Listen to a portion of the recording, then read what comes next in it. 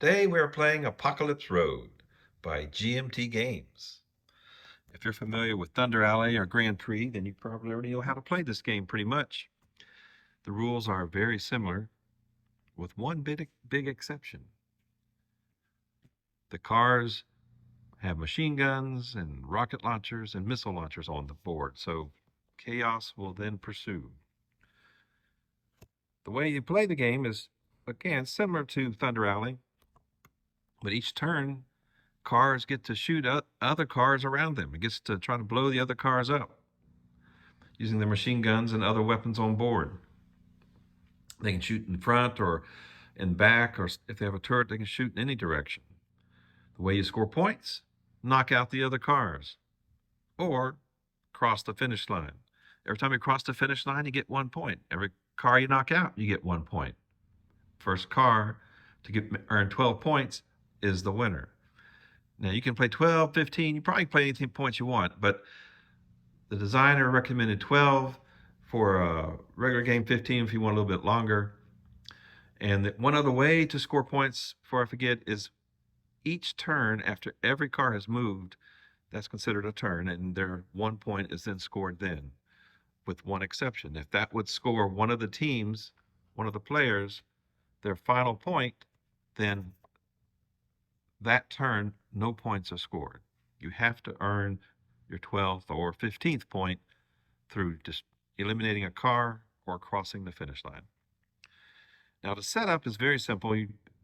Every team, I'm using 10 teams. In this case, every team has 8 cars. 4 cars are on the track at a time. Once a car is eliminated, then another car takes its place and comes out of the chute, they call it. The chute is a designated space on the game board or on the racetrack where the cars re-enter the track. To set them up, you take each team who has 4 cars, they each take a car, so now, and put it in a bag. There's now 10 cars in the bag. You shake them up and you start putting the cars out one at a time. First car would go in position 1, the next one in position 2, then 3, then 4, and so on. Since there's 40 cars in a race, there'll be 4 sets of 10 cars, and you just continue setting all 40 cars out until they are ready to go. Okay. When attacking the cars, some cars have a better defense than others. Like, for example, this car has a defense of 1. This car has a defense of 2. And car Q here has a defense of 3. So that might make a difference. Some cars, when they are firing the machine gun, rocket launcher, missile launcher, some of them have a +1 advantage, which can really help make a difference. One other way to do damage to a car is to ram it, and we'll get into that shortly because that happens quite frequently. A car, depending on what cards they have, may just ram the car in front of it, which will cause, usually the car it rams into, a significant damage, but it also can damage the car that's active, the one that actually did the ramming. So in some cases, you might not want to, if you're low on damage points, you may want to be careful. You only take 6 points, and then that car is out, and then it is replaced. If a team needs to replace a car and they've already used up all their reserves, then they don't get any more cars. They just have to play with what they have on the field. Okay, well, let's get started. It's really quite simple. Like I said, I've already put out all the cards. The first player on the first round goes to whoever's in the pole position or position 1. And so that belongs to the team Deadbeats. Deadbeats, so let me show you this real quick. I'm not going to show this during the race because it's not really necessary. But each team has a race card which lists all the cars that's on their team. Like, for example, the car in the lead position is DAP. Well, there's DAP. So you can see it has a speed of 4. That's a base speed. And it has a missile launcher which shoots out the front. And it shows that Dapper Dan Perrin is the driver, although that doesn't make a whole lot of difference. You can name your drivers whatever you want. So this car has a speed of 4 and a missile launcher in the front. Now, since it's in the lead, there is nobody you can fire at. And when you're firing at the front, you can only fire at the ones directly in front of you. You can do one diagonal, but there is nobody in front, so he will not fire. You can fire before and after your turn, but in this case, since he's going first,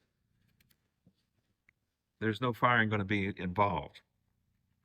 Now, each turn, you can fire, then move, or you can move, then fire. Like I said, there's no one to fire at, so he's going to move. Now, the way you move is you pick one of your cards. You start off each turn with 6 cards. And these are his 6 cards. He's got a +5 diagonal lead movement, which that will be familiar if you've played some of the other GMT race games, Grand Prix or Thunder. Ram movement. This car he can use to ram someone. Again, there's no one in front of him. He won't be doing that this turn. +4 pursuit. One thing you might notice, this little star up here. The star means after they make the movement, actually perform the movement, then they have to draw an event card, which often is not good for the car, but it can be. Sometimes it affects the people other than that car that's active. Another +4 ram movement with event, and a +5 solo movement with an event, and a +3 ram movement. Okay, so let's figure out what he's going to do. Let's just go with the longest one. Let's see if he can just pull out ahead and stay out of traffic. So the longest card, he's got a 5 solo and a 5 diagonal lead. Now, as you're familiar with, lead movement means he pulls all the other cars behind him. Well, let's do that this time. So what I'm going to do, he's going to move 5, and he's going to pull all the cars. Okay, so let's move him 5. Oh, by the way, the 5 is added to his base movement. Base movement was 4. So he's going to move 9 and all the cars behind him also. So let's go 1, 2, 3, 4, 5, 6, 7. It's very standard, very easy movement. 8, 9. So he ends up right there. And now all the other cars simply follow suit.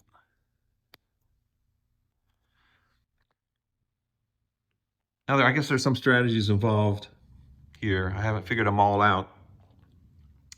Like whether or not you want to stay away from other cars, whether you want to stay in a line. I mean, if you're in a line, it can advantage. The advantage is, of course, you move further. You might make laps more quickly.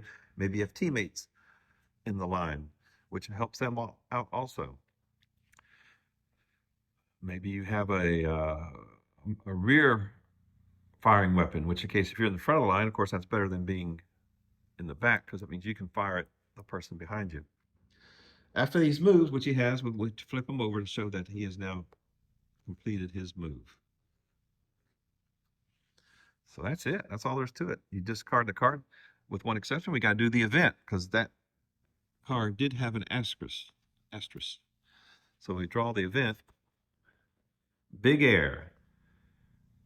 The car or cars in the same sector furthest into the jump section take 2 damage and is moved to the adjacent trough section. Okay, we'll go ahead and get into it. As the rules come up, we'll just talk about it real briefly.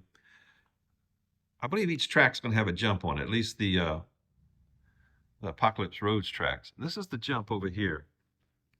Cars will come in here, and this is considered the jump. There's 2 sides, so there's the left and right track. The center is the trough. They don't move into the trough unless directed to by one of these cards. So in this case, that card said anybody who's in the front of the jump takes 2 damage. Well, there are no cars there, so essentially that event is a non-event. Now the next team is not the next car in line. The next team is the next team that going clockwise in my case. So the next team here is going to be the Vila Rangers. Now, as part of my strategy, my multi-playing here, I have come up with a strategy for each team. In order to give them a certain priorities. And for the Rangers here, I'm going to always move the car that's in the lead. I mean, excuse me, in the trailing car. So they're the white car. So I got to find the trailing car in the white, which is this one here, 666. So I am going to move him. Let's see, what can I do with him? Let's grab the cards, their deck, their hand. And I want to move there's no reason to move a long distance. Well, I guess you could push them further. Let's go ahead and pick the longest one, but let's not use an event. Use the longest card without event. So there's a 3, 2, another 3, a 2, and a 4. No, that's a 2. Okay, so line movement or diagonal solo movement. Well, there's no point really in doing a solo movement because he's deep in the pack. So we'll go ahead and do the line movement also. So his line will perhaps catch up somewhat with the other line. So he's going to move 3 plus 666 has a base movement of 4. Also, 666 can fire a missile launcher out the front. So before he even moves, he's going to fire his missile launcher in the front. He has 3 cars to choose from. This car here would be the easiest to hit because it's a defense 1. So let's just pick on it. So 666 is going to fire the missile launcher at Z3. To do that, very simple. We look at 666, who has no +1. So to hit, he simply needs a 2 or better on the combat card. And up here is the attack number. He has a 2, so that's a hit. He's using the missile launcher. You look at the missile launcher, third one down, 5 hit points. So right off the bat, Z88 takes 5 damage. So we count out the 5. 2, 3, 4, 5. These damage markers are then placed on Z88's card. So we'll go up here and 1, 2, 3, 4, 5.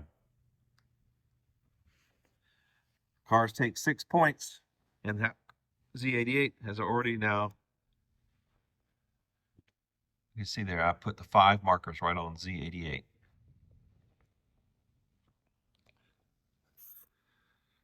Okay, so that's the firing part of the turn. Now he gets to move I believe it was 7, because he has a base move of 4 plus the 3. It's a 7. It's line movement. Now, line movement means everybody moves that are in the same line. So even the trailing car and the cars in front, they're all going to move 7. So let's just start with Kid up here. 1, 2, 3, 4, 5, 6, 7. We just move them all up.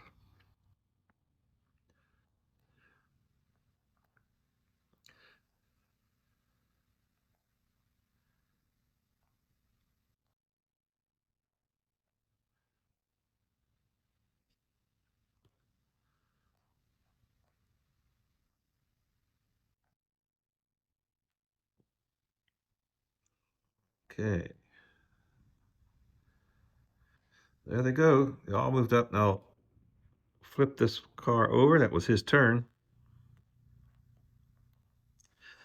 And that is that. There was no asterisk on his card, so there is no event drawn for this team here. The next team up is Archmage Engines. And for that Archmage, I'm going to move the lead car. Okay, so the car in the lead here is number 42. Yes, 42. 42 car is the farthest in the lead right here. So we take their deck, his hand, and let's see what we might want to do with this one. Let's see here. We got they like to avoid events also for this team, so it's not going to do the 4. We got a 2 and a 3 is a long one. 6, another 3, and 3. Okay, 42's up in the lead. They kind of want to stay away from everybody, so let's see if they have any solo move. There's a 3 solo. They don't want to lead, they want to stay away. There's really no one to ram, so yes, solo.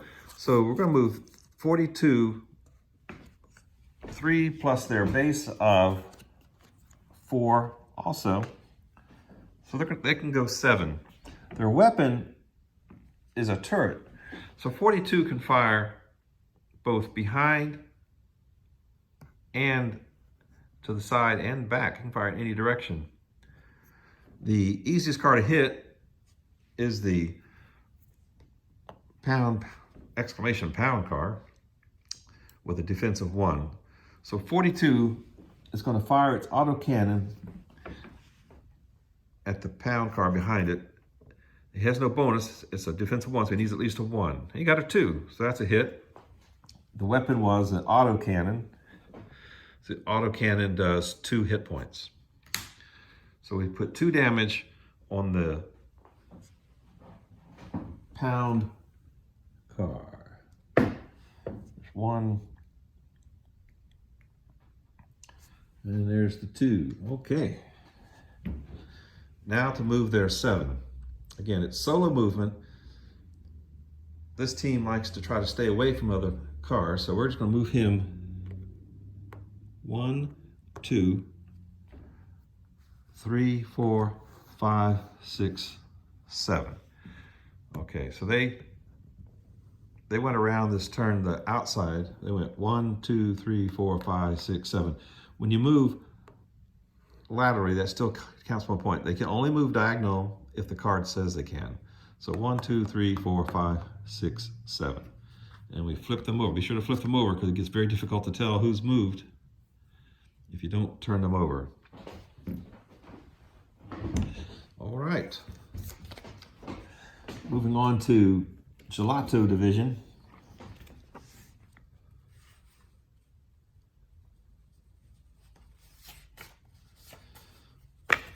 Gelato likes to move the car that's in the rear.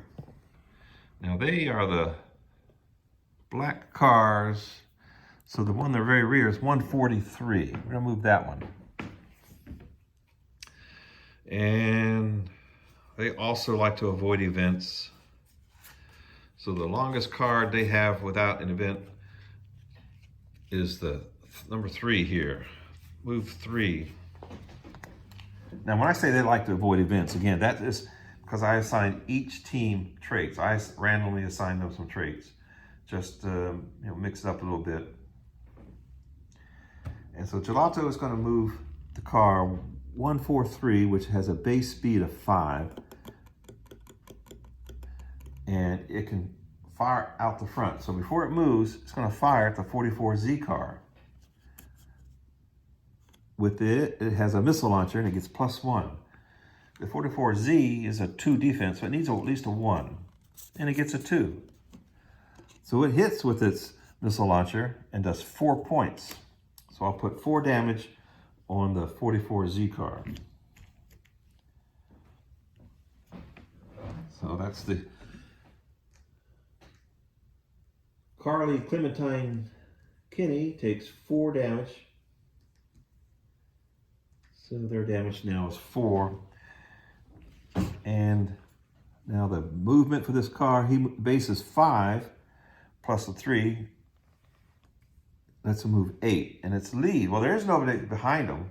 Now the way lead works is you can make a lateral movement, and as soon as you move forward, the lead, anybody behind you will just copy your moves. Well, he's in the very back, so there's not gonna be anybody following him. So he just moves 8, basically like a solo movement. So he can go 1, 2, 3, 4, 5, 6, 7, 8. And he won't be in the pack. Or he can go 1, 2, 3, 4, 5, 6, 7. So I think we'll do this. Go 1, 2, 3, 4, 5, 6, 7. He's got one more position to move. So we are going to move this whole line up 1. So starting with the pound car, everybody moves up the final position. Basically, he's just pushing all those cars ahead. It doesn't cost any more points, movement points. And so his movement's done. He fired and he moved. So that's it for 143. He did not have a movement event assigned to him. All right. After Gelato is Hazleton Mountaineers. Hazleton Mountaineers, the dark blue cars, they also like to start off with the trailing cars. So the Z88 car, which has only got 1 point left, this heavily damaged car. So what he might do, if he can, he might ram the car. Hazleton likes to run into, they like to do a lot of damage. They like to ram the car. So we're going to have Z88. He's only got 1 point left. This might be considered a kamikaze move, but he's going to ram, I think he's going to try to ram the car 143. Now you can see this card, it specifically has ram on it. You can only ram when your card that you play allows it. So his base movement is 6. So with the 3, that gives him 9. And before he moves, he potentially could fire. And he'll fire at Z3 with his autocannon. Z3 is a defensive 1, so it should be a pretty easy hit. Gets a 3. The autocannon does 1 point. So 1 point to Z3.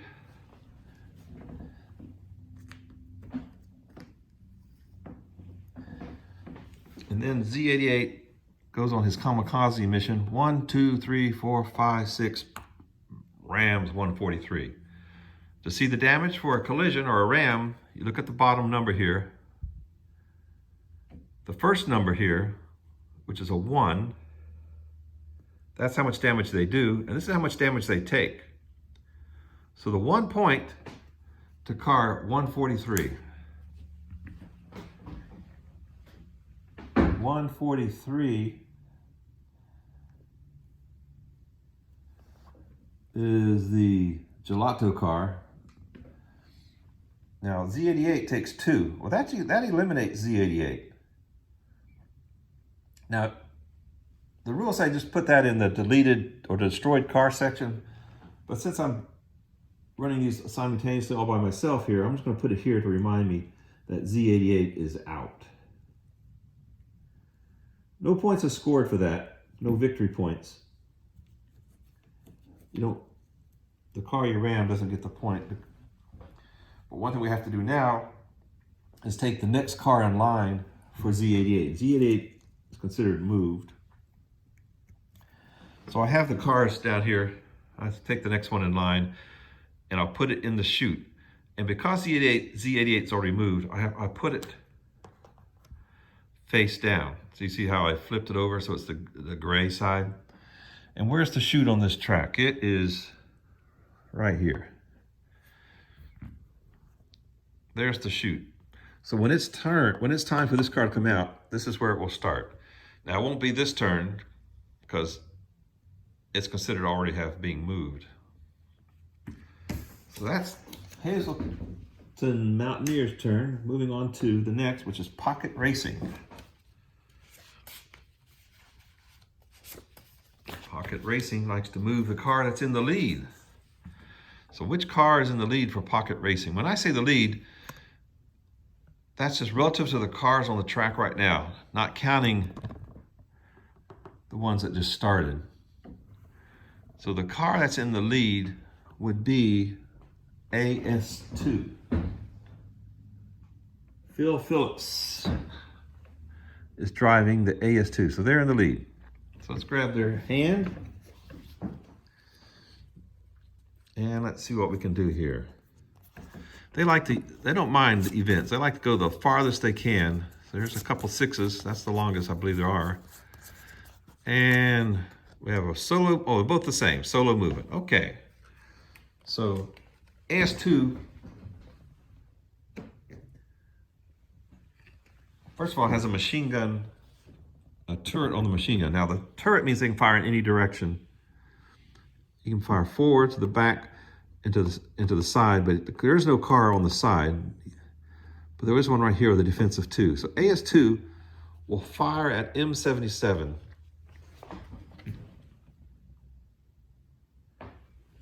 AS2 does not have a bonus, so they just need a 2. They get a 1. They miss. So they miss, so now they just have their movement. AS2 has a base movement of 7. Base movement of 7 plus the 6, so they're going to move 13. 13 solo movement. So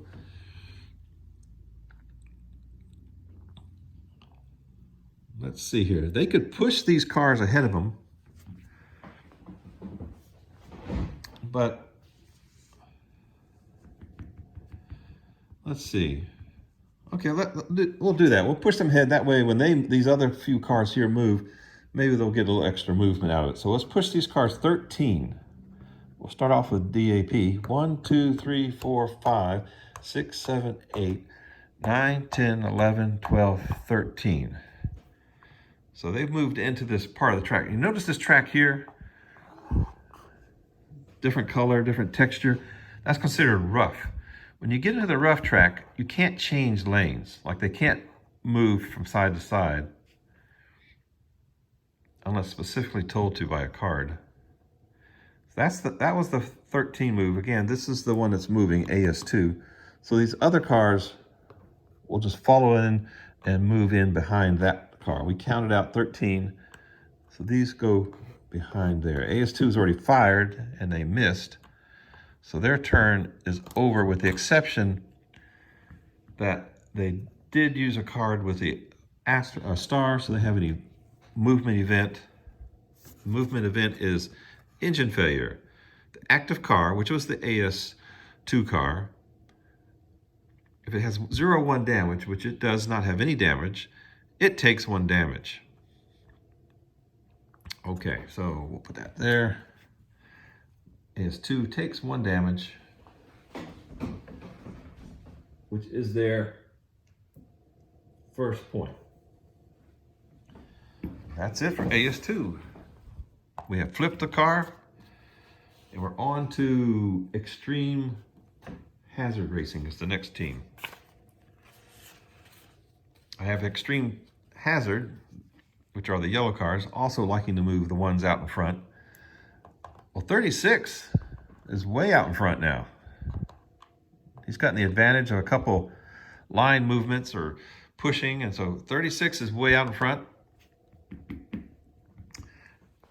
They also like to use the longest move they have, regardless of whether or not it's going to be an event. So there's a 4. That's the longest one. Diagonal lead movement. So they will pull along any cars behind it. But before we move, 36 is going to try to shoot the DAP car with its missile launcher. Now DAP has a 3 on it. You can see that 3 on the defense. So that's a pretty stout car, but he has a +1, so he only needs a 2 or more. And he got a 0. So that's definitely a miss. Okay. So no damage there. 36 has a base of 5, plus the 4 is 9. 36 cannot change lanes because of the rough track, so they're going to move 9. It is lead movement, so any cars behind it are going to follow suit. So 36 is going to lead these cars, but it has to push this car since it can't change lanes. So all 4 of these cars get to move 9. 1, 2, 3, 4, 5, 6, 7, 8, 9. And we'll put the other cars right in line. And we flip 36, who did fire, and they missed.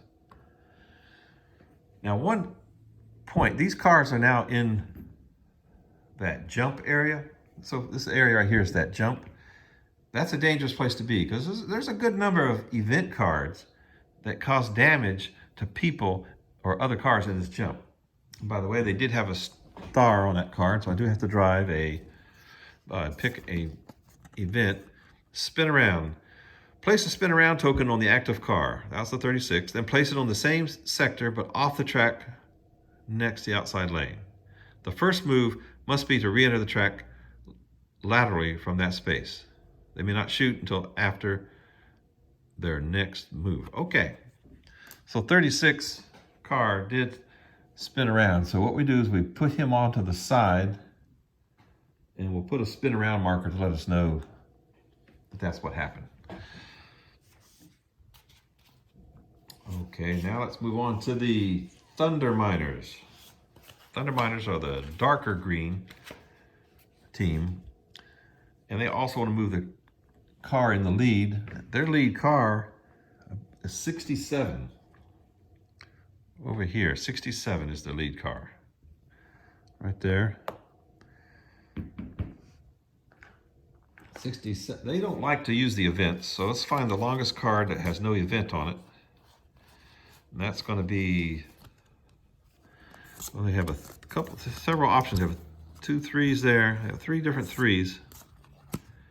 Line movement, pursuit movement, or solo movement. I think I'll do solo. They like to kind of stay away from the pack. When I randomly rolled the traits, this team likes to stay away, not so much stay in line. So they're going to move 3. And they have a base movement of 8, so they're going to get to go 11. Before they move, 67 can fire the machine gun on its as a rear mount. So it's going to try to hit car numbers 888. 88, it's only got a defense of 1, so it shouldn't be too hard. Unless it rolls a 0, we get a 0. It got a 3. The machine gun does a spray. Now what spray does means every car behind it, both diagonal, directly behind and to the right, or to the other diagonal, will take 1 point. So when 67 fired, the only car it can hit are these 3, but the only one there is 888. So 888 takes 1 point. There's no, sometimes it says 2 points plus spray. In this case, it's just a spray. So 888 will take 1 point. So Francis Killer Lemire takes their first point. Now back to the move. They had 3 plus 8, 11, and it was a solo movement. So 67 is just going to take off and try to get away from the pack. It was not diagonal. So when they move to the left or right here, that takes 1, 2, 3, 4, 5, 6, 7, 8, 9, 10, 11. They're there, they fired, they're all done, they're finished. And no event. So that's moving on to the, well, that's it. Every team has now moved. When I say moved, at least one of their 4 cars on the track has moved. And this is where we end up. We have the basic main pack, about half, just under half the cars have not moved yet. A lot of the cars have moved here, about half have moved there. And we have that one group that have really taken off and are coming up behind. So one thing about this game, laps don't matter as far as what lap you're on. All that matters is when you cross the line. Each time you cross the line, you get a point, which makes it really convenient because you don't have to remember what lap each car is on. If that makes sense. If you play the other GMT race games, or pretty much most race games, you have to know this car's on lap 2, this is on lap 3. Oh, that car got lapped, so at the end of the turn, those cars that were lapped are removed, and so forth. That doesn't happen here.